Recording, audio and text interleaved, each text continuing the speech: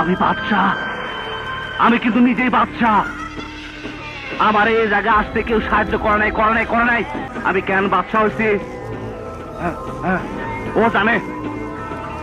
আমার বাদশাহ বানাইছে। তুই কিন্তু বহুত বড় জায়গায় হাত দিচ্ছস বাদশাহ।